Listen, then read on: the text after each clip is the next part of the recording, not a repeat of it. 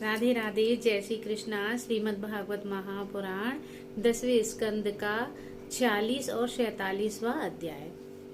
जब भगवान श्री कृष्ण ने उद्धव जी को गोपियों को समझाने के लिए ब्रज में भेजा, एक पत्र लिख करके उनके हाथ में दिया। उद्धव जी ब्रज में आ गए हैं।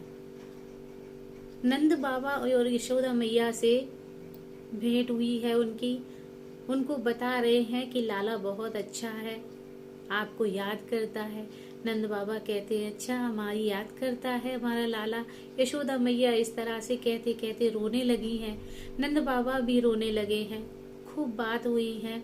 उद्धव जी की खातिरदारी की है नंद बाबा ने और यशोदा मैया ने। बहुत अच्छे पकवान बनाए हैं।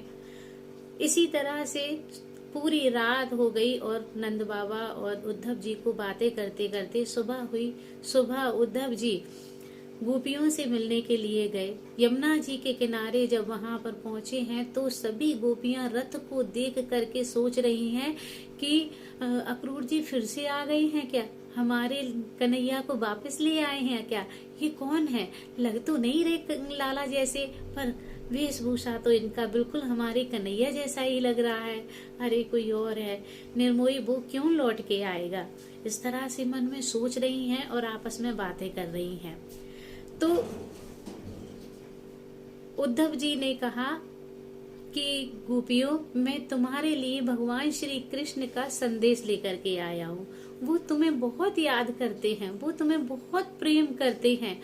मैं आ रहा था तो उन्होंने तुम सब के बारे में बहुत अच्छी अच्छी बातें कही हैं कि मेरी गोपियां मुझे बहुत प्रेम करती हैं, मुझे बहुत याद करती हैं। मैं आया था तब मेरे पास पूरी रात खड़ी रही मेरे द्वार पर। तो मैं इस तरह से चले जाओ उद्धव जी और उन्हें समझा देना। गोपियां कहती हैं, वो निर्मोही हमारी बातें करता है। अरे वो क्या हमारी बात करेगा, आपको क्या पता उद्धव जी। जिस तरह से एक घर में हम कोई भोजन करने जाता है और उसके बाद भोजन करने के बाद दक्षिणा लेकर के चला जाता है, बाद में बातें भी नहीं करता। जिस तरह से पेड़ में पत्ते और फल ना हो तो कोई भी पक्षी नहीं बैठता है और उसकी छाया वो पेड़ ऐसे ही लगा रहता है, कोई उसका उपयोग नहीं कर पाता है। इसी तरह हमारा कन्हैया भी हमारा उपयोग करके और चला गया। अब निर्मोही अब क्यों आएगा, अब थोड़ी आएगा वो, उसका काम था जब तक हमारे पास रहा।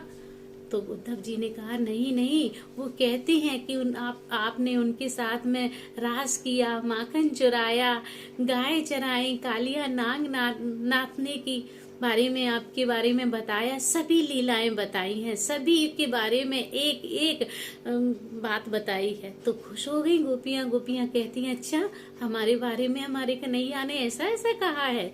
इतनी में ही एक भंवरा आ जाता है उड़ता उड़ता। तो गोपियां कहती है, ये देखो ये आ गया कृष्ण, निर्मोही है, पीले रंग का है, ये वहां से वेश बदल कर आया है, पीले रंग के वस्त्र पहन आया। अरे निर्मोही, तू भी ऐसा ही है, तू भी छोड़ के चला जाएगा।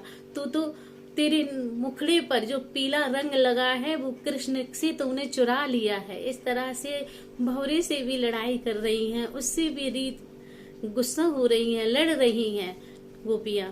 फिर कुछ समय तक उद्धव जी ने उन्हें समझाया है। इसी समझाने में 1-2 महीना निकल गए हैं।